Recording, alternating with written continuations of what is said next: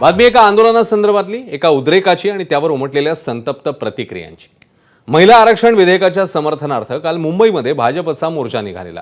मात्र मंगळवारी ऐन संध्याकाळच्या वेळी वरळीसारख्या गजबजलेल्या भागातील जनआक्रोश मोर्चामुळे सर्वसामान्यांची मोठी कोंडी झाली। त्यात एका महिलेने रौद्र रूप धारण केलं आणि सत्ताधाऱ्यांना फैलावर घेतलं। मंत्री गिरीश महाजनांना महिलेच्या रोषाला सामोरं जावं लागलं।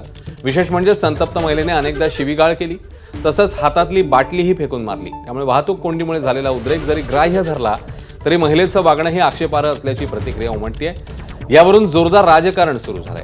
विरोधक सत्ताधाऱ्यांना जबाबदार धरतायत, मात्र प्रत्येक पक्षाने जनतेचा विचार करूनच मोर्चासाठी रस्त्यावर उतरणं गरजेचं आहे हे मात्र नक्की। तर मोर्चात नियमांचं उल्लंघन झाल्यानं पोलीस गुन्हा दाखल करण्याच्या तयारीत आहेत।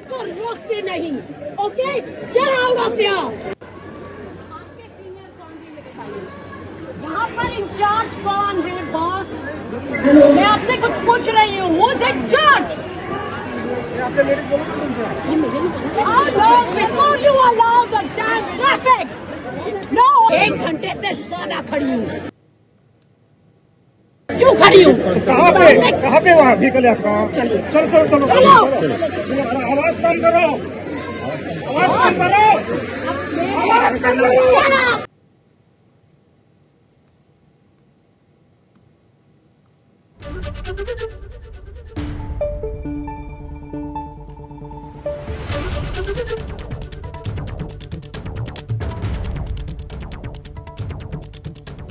तर घडलेल्या प्रकारासंदर्भात मंत्री गिरीश महाजन काय म्हणालेत तेही बघूया।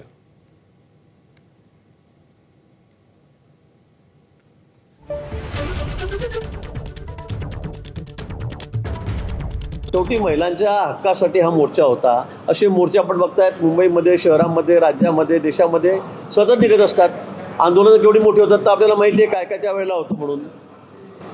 आणि म्हणून मग अशा पद्धतीने तुम्ही तक्रार करू शकल्या असत्या, पोलिसांकडे केली असती, थोडा सौम्य भाषेमध्ये सुद्धा तुम्हाला राग त्या ठिकाणी व्यक्त करता आला असता। पण त्या ज्या भाषेत बोलत होत्या, त्यांनी जी बाटली फेकून मारली ते काही फार मला वाटतं संयुक्तिक नव्हतं। तर या प्रकरणावरून विरोधकांनी सरकारवर जोरदार हल्लाबोल केलाय, आपण तेही पाहूया। हा विद्रोह आहे, महिलांचा राग आहे, संताप आहे। तुम्ही खोटं बोलताय लोकांशी आणि खोटं बोलून मोर्चे काढताय, भाड्याची माणसं आणताय आणि रस्ते जाम करताय।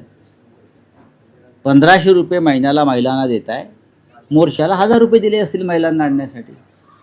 त्यांच्या तत्वज्ञानाचे आणि त्यांच्या इज्जतीचे वाभाडे आता लोकही काढायला लागलेले आहेत। महिला विधेयकाच्या अनुषंगानं जो बुद्धिभेद करण्याचा त्यांचा जो जुना खेळ आहे तो नव्या सरीपाटावर पुन्हा एकदा खेळण्याचा प्रयत्न हा भारतीय जनता पक्ष करत आहे। मात्र त्यांचे फासे आता उलटे पडायला लागले आहेत। आपण जो कार्यक्रम केला मुख्यमंत्री महोदय, आपण बोलायला येत असताना अर्धा हॉल खाली होणं म्हणजे काय आहे हे आपण समजून घ्यावं।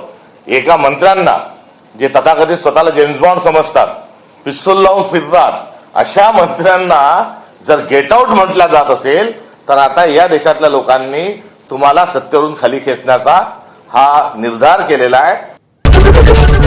एबीपी माझा, उघडा डोळे बघा नीट।